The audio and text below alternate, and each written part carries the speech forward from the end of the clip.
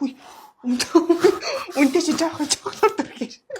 Augustinus Bader гээд брендийн тос 50 мг нь 250 паунд гэдэг.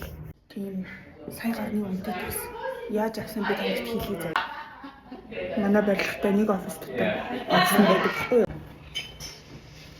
Тэгээ эдгээр нэг удаа манай офис дээр орж ирээд энэ ингээд хугацаанд дуусгаад төгссөн байгаад байна. Бид нар ингээд хүмүүс зарж болохгүй байна. Гэхдээ стил ашиглаж болно. Тэгээ та нар хэрвээ авах хүсэх юм бол зүгээр авч болно шүү гэдэг ингээд ийм хайрцагтай дотроо 9 ч илүү 12 ширхтээ ингээд оруулж ирсэн байхгүй юу? Би очиж харсан чинь ингээд бүгд хоорондоо ингээд адилхан тоснууд.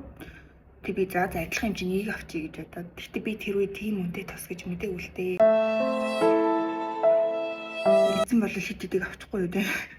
Тэгжил тэр үнэтэй тос миний гар дээр ирсэн юм. Бусдаар бол тэгж үнэтэй тос авах санхүүгийн чадамжтай арай одоогоор бол дамжаагүй байна. Баян ингэж хэрвээ бодсон болвол тий сошиал дээр байгаа бүх юм бас 100% үнэн биш шүү.